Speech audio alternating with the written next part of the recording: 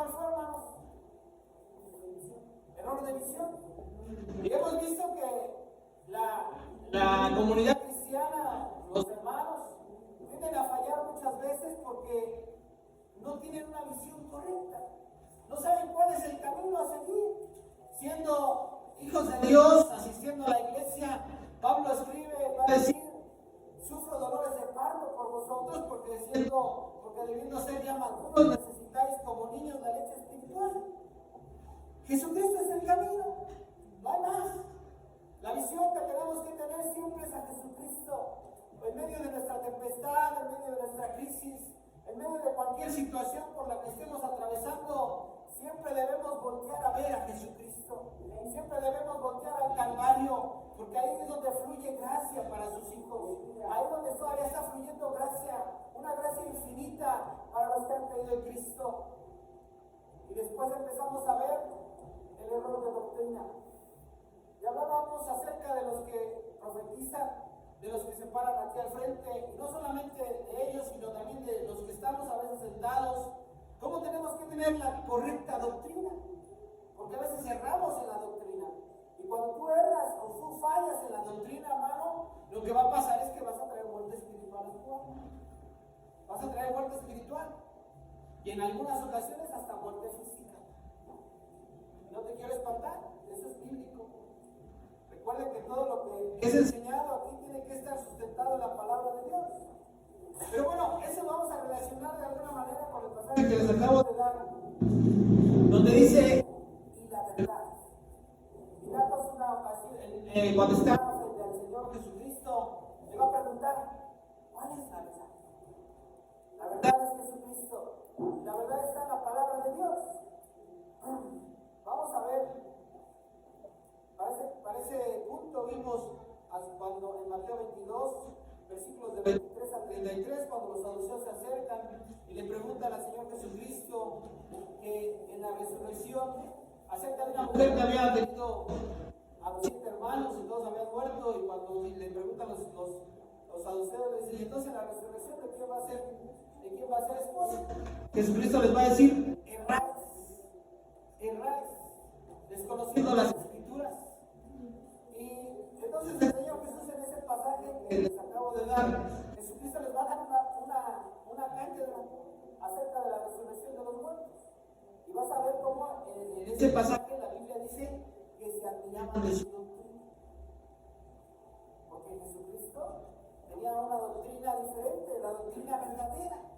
Y es triste ver, hermano, que en la actualidad hay muchas iglesias donde está entrando de alguna manera la situación del mundo por querer tener una buena congregación, por querer llamar a más gente, por querer llenar la iglesia. Empiezan a meter una doctrina falsa, una doctrina que no está de acuerdo a la palabra de Dios. La doctrina que tiene que ser enseñada debe estar basada en la palabra de Dios. Y hay gente que dice, ay, hermano, pero es que es para que venga más gente. Hay gente que en algunas iglesias he visto o he escuchado que a veces hasta el Halloween lo han dejado entrar. Y estaba escuchando a un cantante muy famoso, Jesús Adrián Romero, que decía, es que ¿por qué no aprovechamos este día para llamar a la gente a conocer a Dios? Discúlpame, pero lo que tú creas, lo que tú pienses, si no está en la palabra de Dios, es un error. No hay más. Dios no puede ir encima de su palabra. Dios no puede brincar su palabra. Porque tú creas que es bonito. Porque tú creas que a la gente le gusta. Porque tú creas que a la gente le agrada. Porque tú creas, ay, es que tanto santito voy a convivir. No. La palabra dice lo que dice. No hay más. Y una de las maneras de interpretar la palabra de Dios o la Biblia es literal. Y para esto, hermano, para que no piensen que la doctrina que te estoy dando es errónea, vamos a leer la palabra de Dios. Vamos a leer Éxodo capítulo 30, del versículo 34 al 38.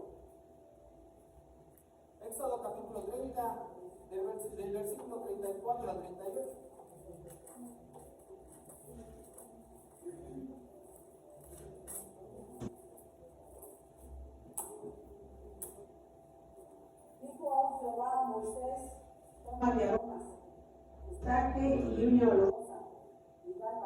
romántico que incienso limpio, de todo y guantes.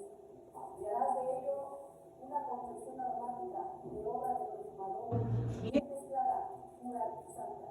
Y molerás alguna de ellas, pulverizándola, y la pondrás delante del testimonio en el tabernáculo del testimonio, donde yo te testificaré de mí, o será cosa santísima. Con la confección que harás, no os haréis otra según su composición, que será cosa sagrada para Jehová. Cualquiera que hiciere otra como ella para olerla, será cortado de sus pueblos. O será cosa santísima. Iba a decir, como este incienso que harás, no haréis otro según su composición, que será cosa sagrada para Jehová. Y aquí de alguna manera está hablando de la alabanza y la adoración. El incienso es un tipo, el incienso que quemaban en el tabernáculo es un tipo de la adoración que en la actualidad nosotros elevamos al Señor. Y nuestra adoración debe estar en el estándar que Dios quiere. Debe ser en el mover del Espíritu, no debe ser en el mover de la carne. Con tristeza en mi corazón, te mencionaba la vez pasada, veo que ahora ya hay reggaetón en las iglesias, hay salsa, hay cumbia. No, hermano, hay un modelo que Dios va a bendecir, hay un modelo que Dios ha puesto. No puedes ir en contra de lo que Dios ha puesto, no puedes ir en contra del orden que Dios ha puesto por querer agradar a los demás. Y lo que está diciendo ahí, la palabra que Dios está dando dice, cualquiera que hiciere otro como este, para olerlo será cortado de entre su pueblo. Levítico 10, versículos 1 y 2.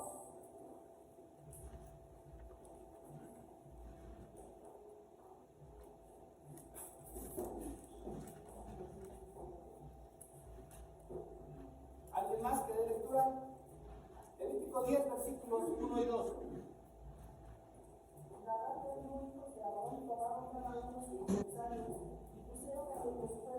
Sobre el cual pusieron incienso, lo pusieron delante de Jehová por lo extraño que él nunca les mandó.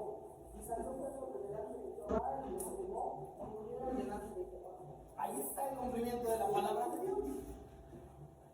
Dios había dado un modelo, Dios había puesto un orden divino. Todo lo que tú ves en este universo camina conforme a un orden que Dios ha puesto, a un orden divino. Si tú quieres mezclar algo porque tú creas que le agrada a la gente, porque tú creas que le agrada a la gente del mundo, aún en la adoración, hermano, estás en un error. Hay un estándar que Dios ha puesto conforme a su espíritu. Hay un modelo que Dios ha establecido. No puedes quebrar ese modelo, porque entonces Dios va a traer muerte, va a traer juicio. Vamos a ver otro ejemplo. Oseas 4:6. Va a decir, mi pueblo fue destruido porque le faltó conocimiento. Por cuanto desechaste el conocimiento, yo te echaré del sacerdocio. Y porque olvidaste la ley de tu Dios, también yo me olvidaré de tus hijos.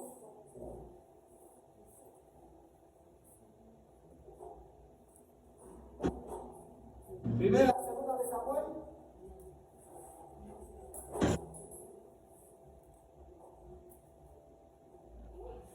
Segunda de Samuel 6.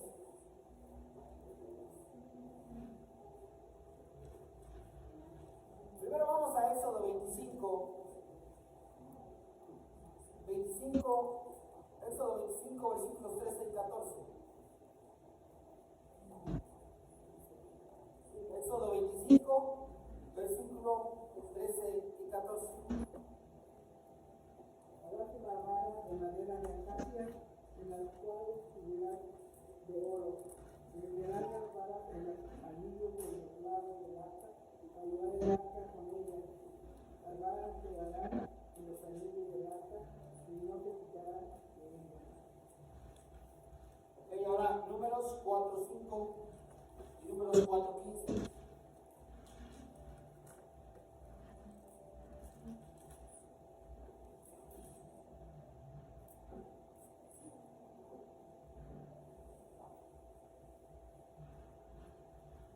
Además, habló Jehová a Moisés diciendo: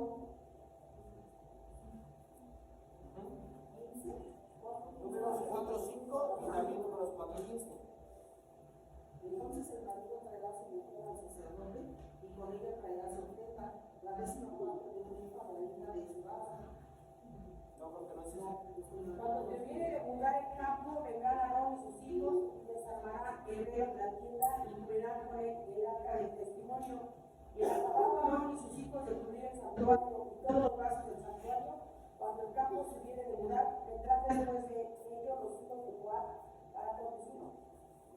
Mas no tocarán cosa santa, que dirán, estas serán las cargas de los hijos de Coat en el tabernáculo del testimonio. Ya ven de ese versículos 15, ¿no? Sí. Ok. Ahora vamos a 2 de Samuel 6, versículos 3 y 4. Segunda de Samuel, versículos 3 y 4.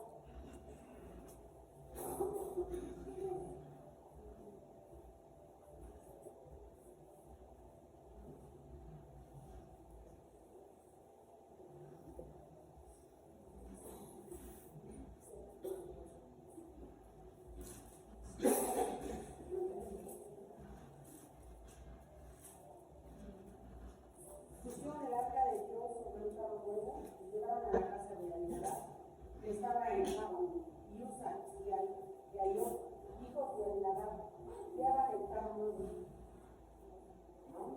Y cuando lo llevaban de la casa de Abinadab, que estaba en Gabá, en el arca de Dios, Ayoba delante del arca. ¿Sí te sigo? Segunda de Samuel 6, 3 y 4.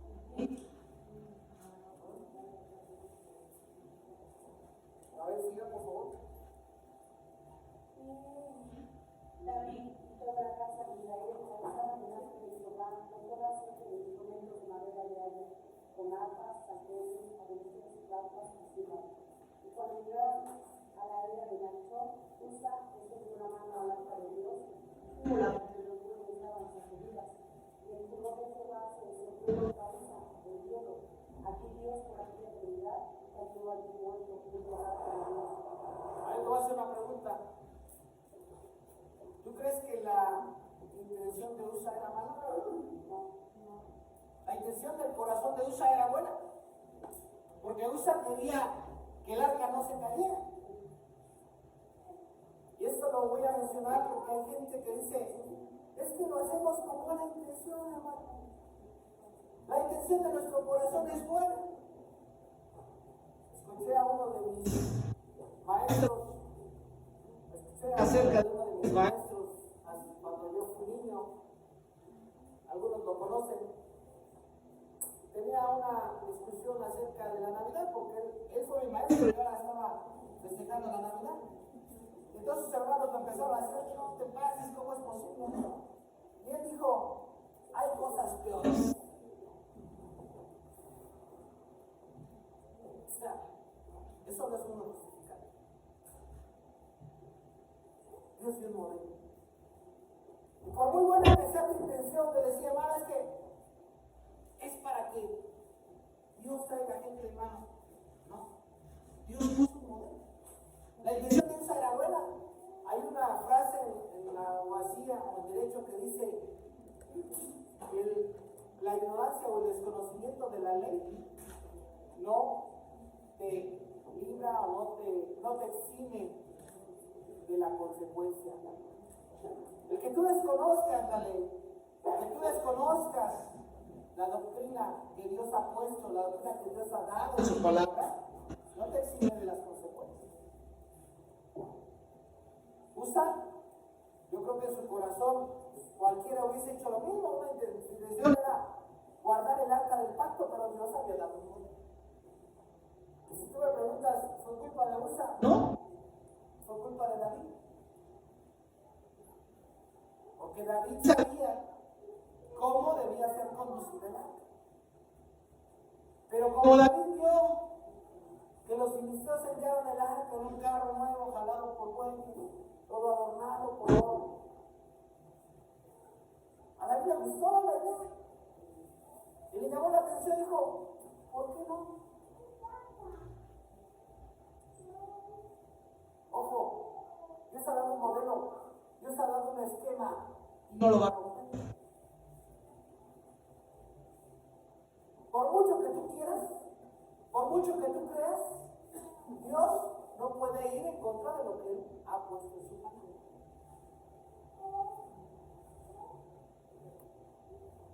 esposa murió. Y entonces si tú sigues leyendo la Biblia en Primera de Crónicas,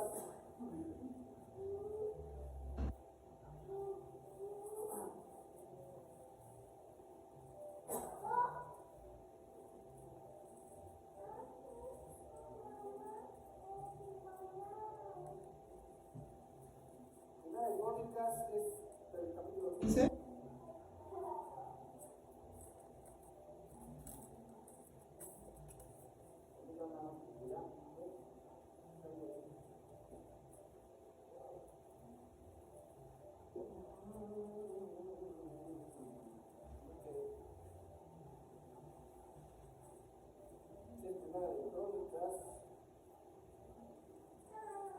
Primera de Crónicas, capítulo 15, versículo 15. Entonces dijo David, el arca de Dios no debe ser llevada sino por los levitas, porque a ellos ha elegido Jehová para que lleven el arca de Jehová y le sirvan perpetuamente. No es lo que tú creas, no es lo que tú pienses, no es lo que tu pastor piense, no es lo que tu apóstol crea, es lo que Dios ha establecido en su palabra. Quiera Dios, hermano, y ahorita que nosotros estamos empezando a crecer, estamos empezando a desarrollar, tengamos esa visión, tengamos una doctrina correcta, una doctrina conforme al modelo de Dios. Y perdón si he estado diciendo demasiado duro, hermano, pero somos muy duros cuando hablamos acerca de los homosexuales, y lo primero que decimos es que Dios ha dado un modelo y no podemos quebrar ese modelo porque Dios ha dicho en su palabra, varón y hembra los creó. Pero esa misma manera, o esa manera tan radical, nosotros tenemos que también adoptar la palabra de Dios para entonces ver lo que Dios quiere hablar a través de su palabra, para el modelo que Dios ha establecido para su iglesia, para sus hijos, para su iglesia vencedora. Aún cuando profetizamos, aún cuando nos paramos aquí al frente, hermano, debemos de hablar lo que Dios quiere, no lo que nosotros creemos o pensamos. Dios se los he venido diciendo constantemente. Necesitamos escuchar, necesitamos abrir nuestros ojos espirituales, necesitamos abrir nuestros oídos espirituales, tener una intimidad, una comunión con nuestro Señor, no solo los días de servicio, no solo los días que tú sientas o tengas tiempo, sino es una relación diaria, una comunión con tu Señor diaria. La palabra de Dios va a decir que la relación de Dios es íntima con los que le buscan. Cuando la palabra de Dios dice que sus misericordias son nuevas cada mañana, hermanos, porque lo que tú tienes que hacer cada mañana que tú te levantes es correr a buscar la palabra de Dios, correr a tener una comunión con tu Señor, correr a tener una adoración y entonces elevar la adoración delante de tu Señor para que tu Señor se agrade de ti. Lo que tú creas, que por regalar, que por dar, que porque eso le agrada a la gente, pregúntate primero si le agrada a Dios. Tu compromiso no es con la gente, tu compromiso no es con el pastor, tu compromiso no es con el apóstol, tu compromiso es con Dios. Tu compromiso no es con la iglesia, tu compromiso es con Dios, con aquel que envió a su Hijo a derramar su vida hasta la última gota de sangre por ti, por amor a ti. Ese es tu compromiso, no es con la gente, es con Dios. Y lo primero que tienes que pensar es siempre agrada a Dios. Esto es lo que Dios quiere, esto es lo que Dios está mandando, no lo que la gente crea, lo que Dios quiere. Vamos a seguir. El tercero es error de vida. Lo que acabamos de ver, ya te mostré que no solamente la falsa doctrina trae muerte espiritual, sino también puede traer muerte física. Ahora vamos al error de vida. Es el tercero. ¿Alguien se cayó por ahí?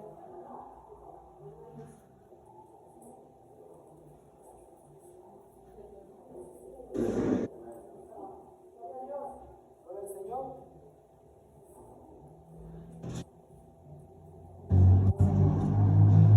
Y para ese punto, Juan 14:6 a decir, yo soy la vida. Jesucristo es la vida. Y Él es el que va a darte vida en medio de la situación en la que estés. Él va a dar vida todo el tiempo a tu alma, a tu corazón, a tu espíritu.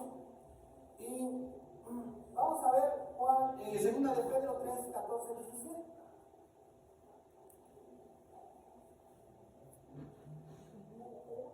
Segunda de Pedro 3, versículos 14 al 17.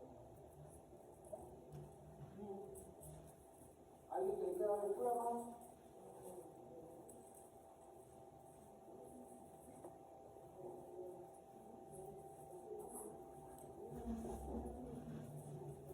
Segunda de Pedro 3, versículos del 14 al 17.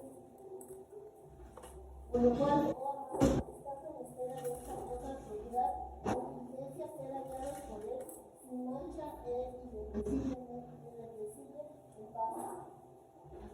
Y tener entendido que la paciencia de nuestro Señor es para salvación, como también nuestro amado hermano Pablo, según la sabiduría que ha sido dado o ha escrito, casi en toda su epístola, hablando ella de estas cosas, entre las cuales hay algunas dificultades de entender, las cuales los indoctos e inconstantes crecen, como también las otras escrituras para su propia perdición. Así que vosotros, oh amados, sabiendo de antemano, guardaos no que hablaste por error de los bíblicos caigáis en nuestras iglesias.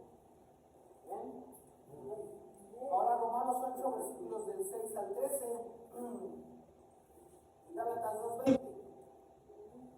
Romanos 8, del 6 al 13 va a decir, porque el ocuparse de la carne es muerte, pero el ocuparse del espíritu es vida y paz. Por cuanto los designios de la carne son enemistad contra Dios, porque no se sujetan a la ley de Dios, ni tampoco pueden. Y los que viven según la carne no pueden agradar a Dios. Mas vosotros no vivís según la carne, sino según el Espíritu. Si es que el Espíritu de Dios mora en vosotros. Y si alguno no tiene el Espíritu de Cristo, no es de Él. Pero si Cristo está en vosotros, el cuerpo en verdad está muerto a causa del pecado, mas el Espíritu vive a causa de la justicia. Y si el Espíritu de aquel que levantó de los muertos a Jesús mora en vosotros, el que levantó de los muertos a Cristo Jesús vivificará también vuestros cuerpos mortales por su Espíritu que mora en vosotros.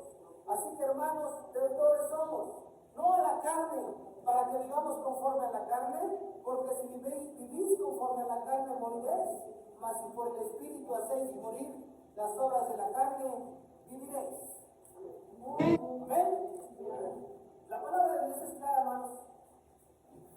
Y yo se los he mencionado en alguna ocasión, en una conferencia en Waco, Texas, yo escuché una frase que me gustó. No somos personas físicas teniendo una experiencia espiritual.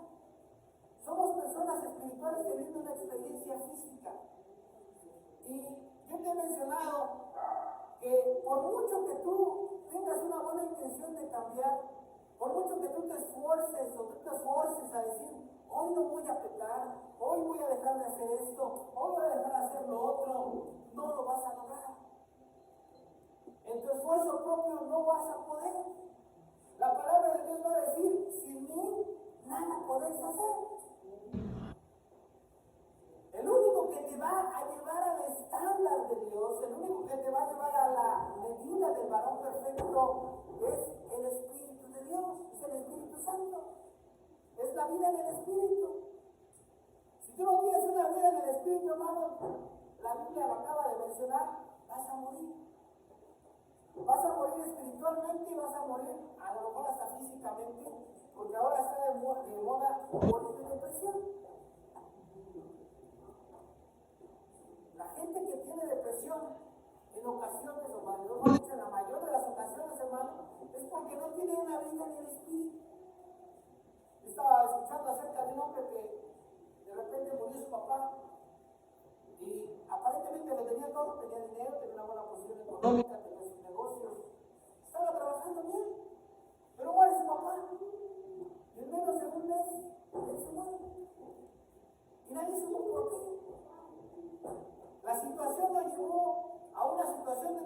infección tan mortal que murió de un paro cardíaco, de un infarto en la noche. Y lo único que después se quedaron sus familiares es que en su trabajo él se ausentaba y se ponía a llorar, y a llorar, y a llorar. Yo le decía a alguien, nos la pasamos hablando toda la vida como cristianos de que algún día vamos a llegar a la patria celestial, de que algún día vamos a llegar a la vida eterna, y el día que esa vida eterna se hace presente, lloramos. Entonces, hermanos, ¿de qué sirvió todo lo que hemos aprendido, todo lo que hemos bebido, todo lo que hemos predicado? Vamos. Necesitas una vida en el Espíritu. La palabra de Dios constantemente te va a comparar con las águilas. Va a mencionar que los que esperan a Jehová dice volarán con poder como el águila. Y las águilas, lo que tienen la capacidad, hermano, es que cuando está la tempestad, cuando están las nubes negras, cuando está lo más fuerte de la tormenta, lo que hace el águila es la única ave que puede elevarse por encima de la tormenta. Entonces, cuando se eleva por encima de la tormenta, lo único que hace es estirar las alas. Y aprovecha las corrientes del viento para no esforzarse y entonces volar sobre la tempestad. Y les he mencionado que una de nuestras alas es la vida en el Espíritu, es el Espíritu Santo, y la otra es la palabra de Dios. Si no tienes esos dos rieles, si no tienes esas dos alas en tu vida, te vas a ir de lado, te vas a caer, va a venir la tempestad y te vas a hundir. Y vas a caer en un error de vida, porque por ahí empiezas a caer y después empiezas a pecar, empiezas a caer en una flojera o en una situación de flojera espiritual, y eso te lleva a pecar, porque la carne es lo que te quiere jalar al pecado. Y la única manera en la que vas a tener una vida abundante en el Señor Jesucristo es a través de esas dos, vida del Espíritu y la palabra de Dios. De otra manera, vas directo al fracaso. Aquí les voy a hacer una pregunta. ¿Han ustedes leído la palabra de Dios acerca de la mujer de Levita que fue destazada? A ver, de la mano ahorita no cuenta. ¿Sí o no, mano? ¿Ya han leído esa parte de la Biblia? ¿Sí saben que esa mujer fue destazada en 12 partes? ¿En dónde está, mano? Yo me quedé igual, hermano. Una vez llamaba a mis chavos, pero ¿no has oído eso? ¿Has leído? Así es, ¿cómo creen? Está en Jueces 19 y 20. Se los voy a dejar tarea, lean Jueces 19 y 20. Pero ahora vamos a entrar en alguien en un personaje que todos conocen, el rey David. Todos saben la historia del rey, compleja.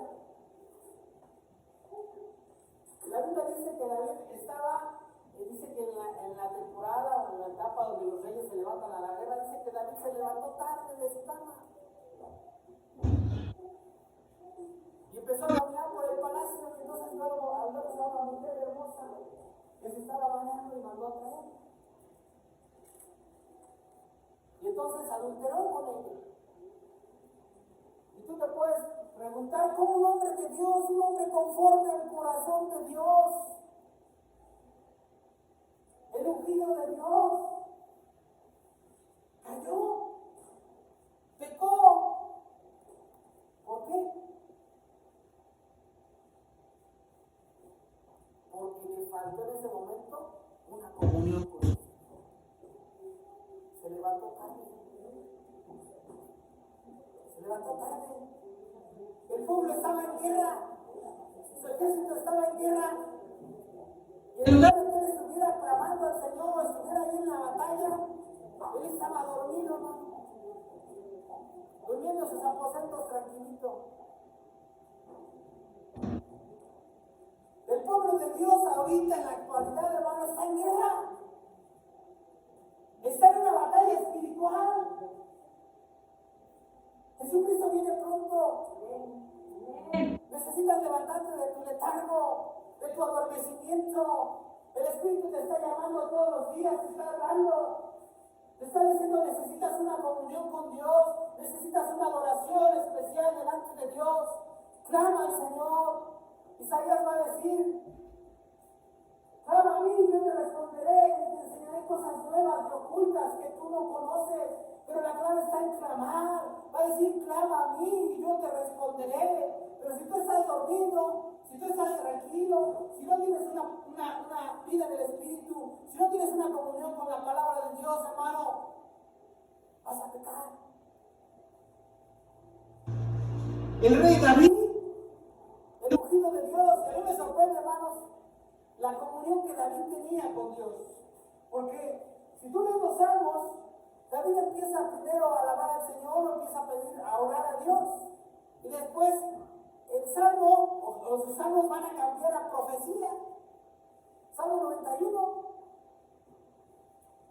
David empieza a escribir el que habita la vida grandísima.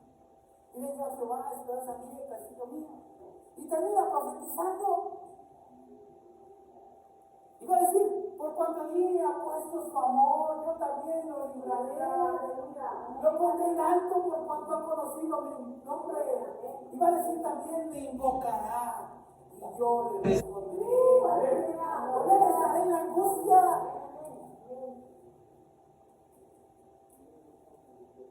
Pero cuando tú rompes esa adoración, cuando tú rompes esa comunión con Dios, el diablo te va a jalar.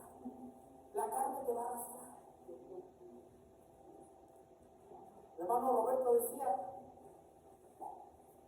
es como si hubiera dos perritos en nuestra alma.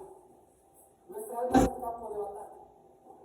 La carne es el perro negro y el espíritu es el perro blanco. Y están en una constante lucha entre ellos. ¿Cuál es el que va a vencer?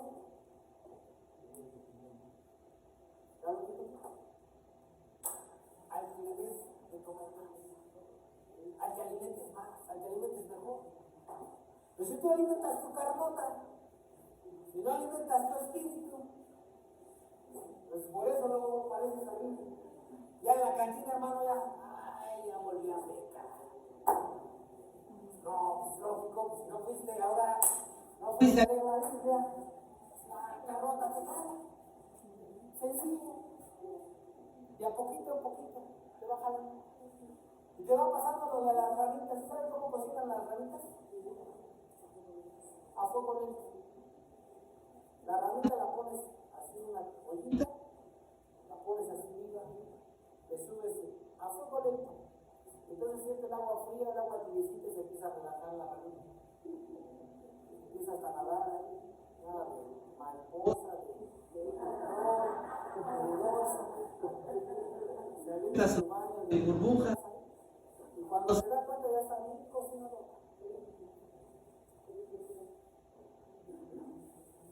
Jimmy Swaggart. ¿Algunos han oído hablar de él? Jimmy Swaggart fue un evangelista muy famoso por ahí de los años 90. Fue contemporáneo de Billy Graham. Un hombre que Dios usaba en milagros. Un hombre que Dios usaba poderosamente en la palabra de Dios para que naciones enteras se convirtieran al Evangelio. Cayó por una mujer.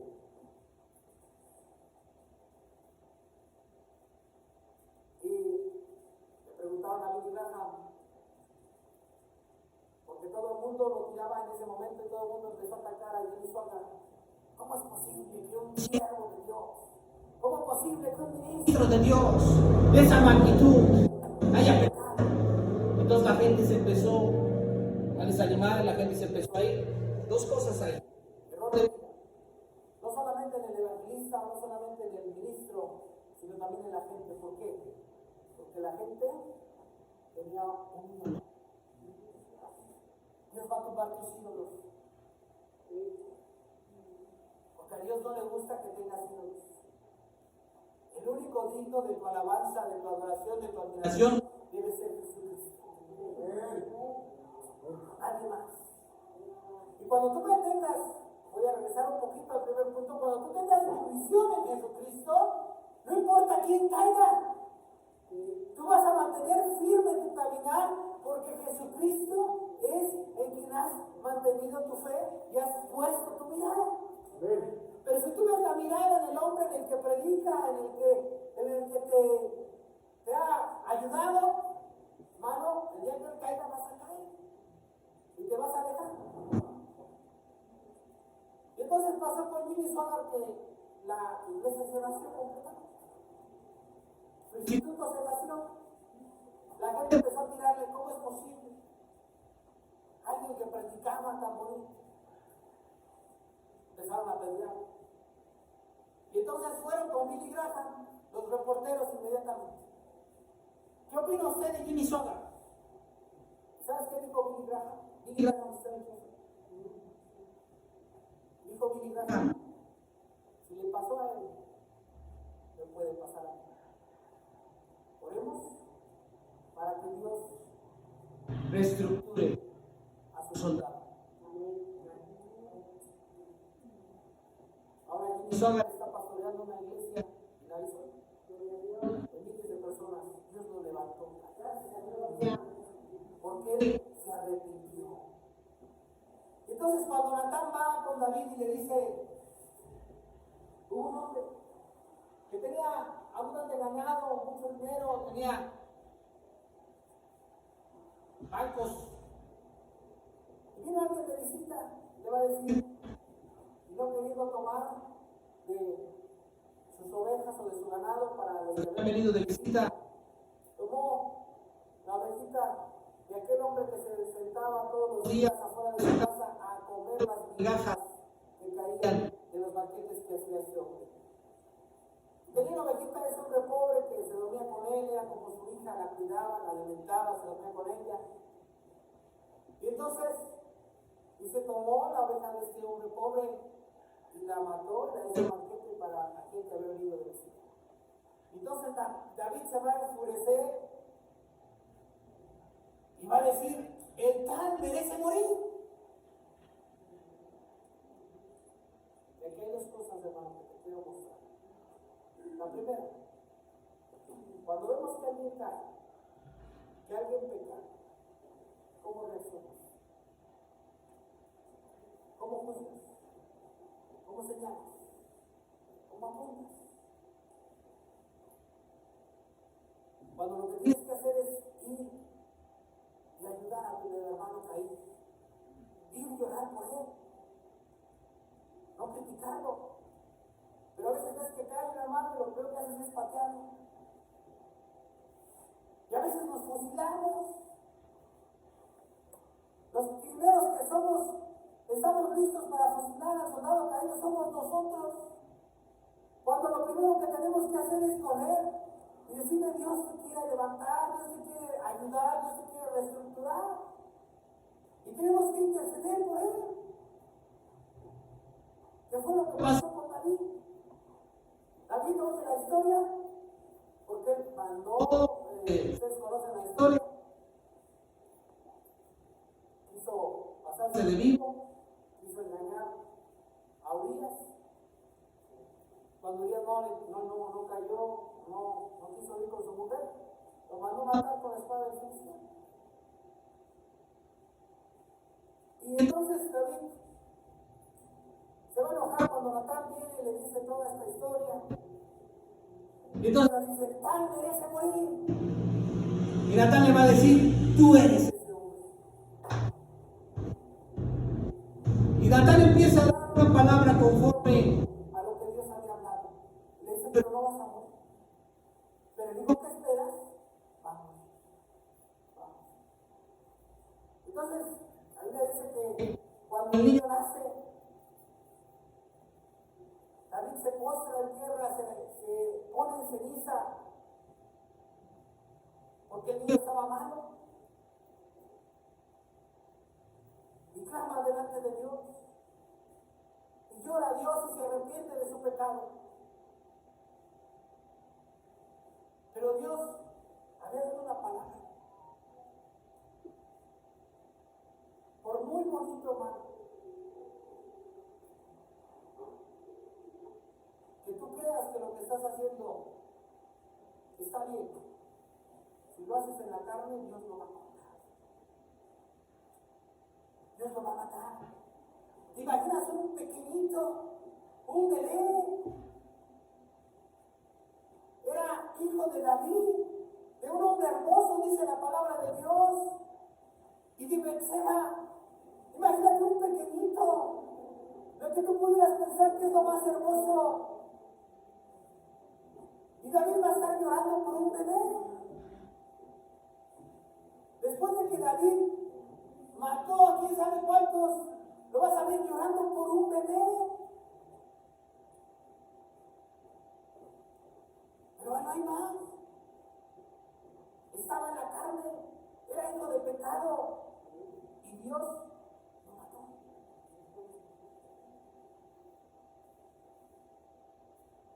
Yo te quiero hablar a ti. Si tú crees que has pecado, si tú crees que has caído de la gracia de Dios, hay perdón, hay limpieza en la sangre de Cristo. Todo juicio ha sido quitado, toda condenación ha sido quitada.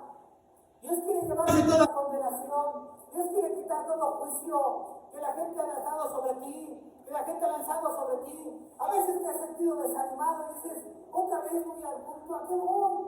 La última vez que asistí a la iglesia me apedrearon, me sacaron a patadas, me insultaron, me lastimaron. Quiero decirte, el Señor Jesucristo está aquí y Él quiere vendar tus heridas, Él quiere sanar tus heridas, Él quiere sanar tu alma. No importa cuánto mundo hayas caído, no importa cuánto hayas pecado, Jesucristo está aquí y Jesucristo murió en la cruz del Calvario, de donde todavía está fluyendo gracia para sus hijos, está fluyendo perdón para sus hijos, está fluyendo perdón para su pueblo. Y algún día vas a caminar en el cielo, en las calles de oro, frente al mar de cristal, y vas a caminar allá en la presencia de Dios, y a lo mejor vas a estar corriendo y vas a gritar, ninguna condenación hay para los que están en Cristo Jesús.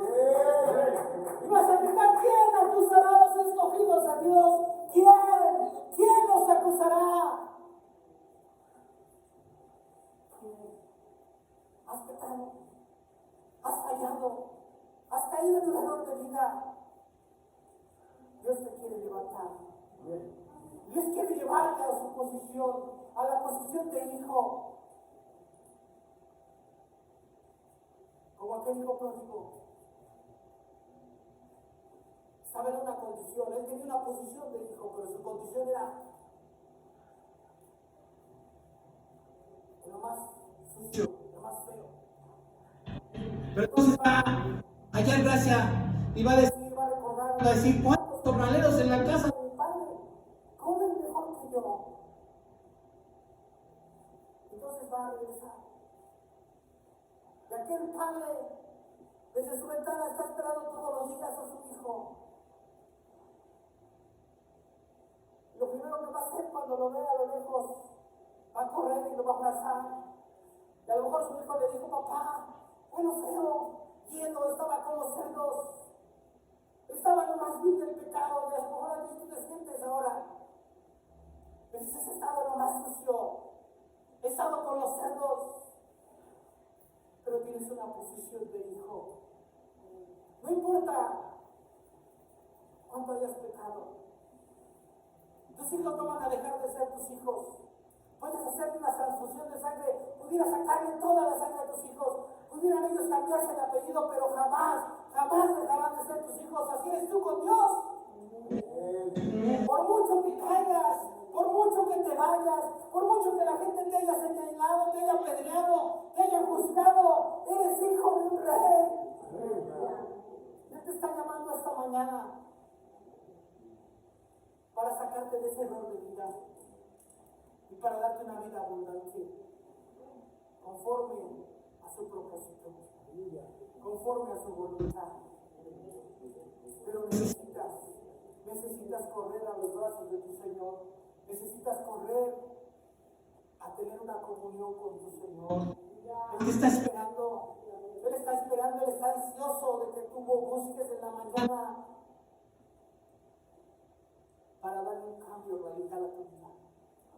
Él es el único que puede, nadie más. Puedes leer los mejores libros, puedes ir con el mejor coaching, el mejor coach para un coaching, puedes ir a cualquier conferencia de coaching, pero el único que puede cambiar tu vida es Jesucristo. Nadie más. Próxima semana vamos a ver el cuarto punto. Pero por ahorita, hermano, vamos a mirar nuestro rostro. Ponte cuentas con tu Señor. Él está aquí. Nadie te puede condenar. Nadie te puede juzgar. Si has pecado, ponte a cuentas con el Señor. No sigas en ese pecado. Dile a Dios que te salve. Dile a Dios, clámale al Señor desde lo más profundo de tu corazón. Él está aquí.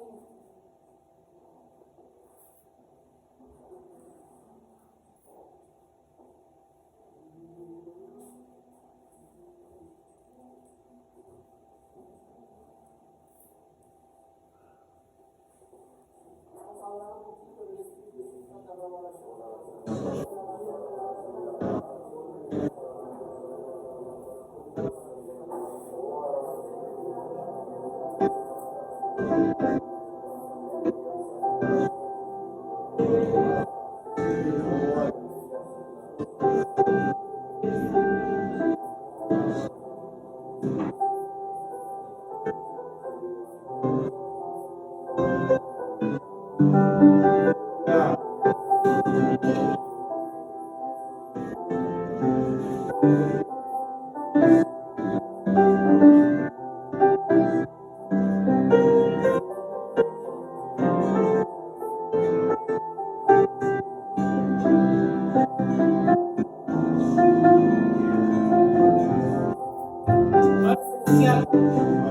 Venimos delante de ti, Señor Jesucristo.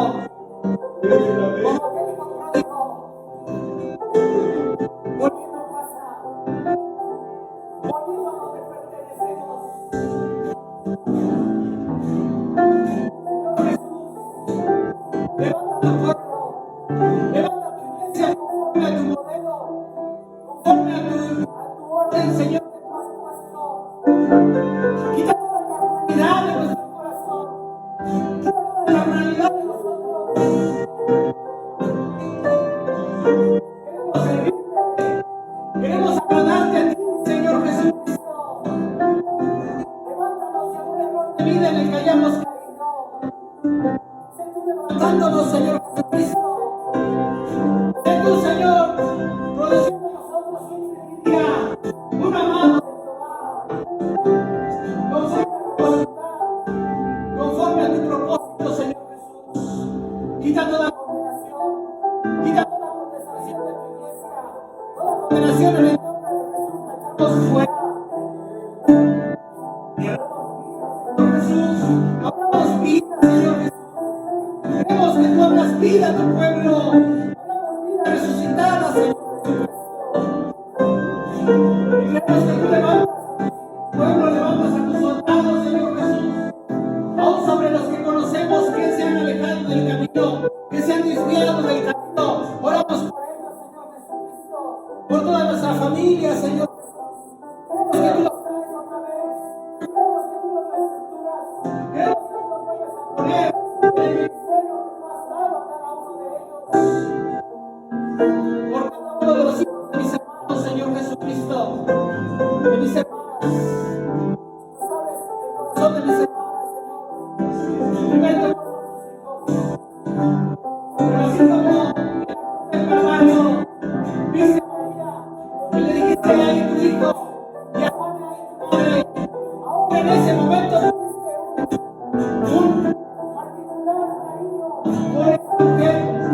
Así queremos que ahora tú, Señor, tienes un particular cariño con tus hijas, y tienes cuidado de sus hijos, porque tus llamamientos, porque tus ministerios son irrevocables, Señor Jesús. Gracias, Señor. Gracias, Señor.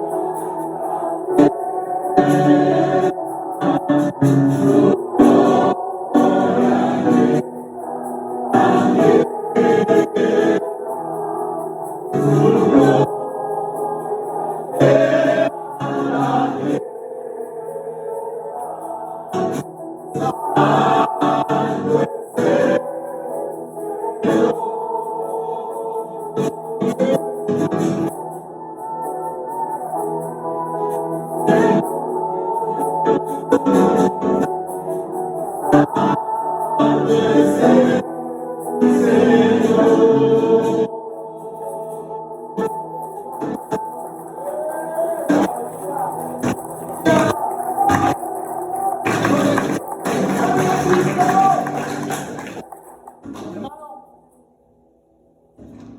a lo mejor la gente se ha atrevido a decir que tus hijos no sirven, que van camino al despeñadero. A lo mejor uno de tus hijos ha caído en un error de vida. Pero hay una promesa de parte de Dios para ti y para tus hijos. Y Dios no es hijo de hombre para arrepentirse, ni hijo de hombre para mentir. Lo que tú tienes que hacer es orar, clamar delante de Dios, para que Dios cumpla su promesa.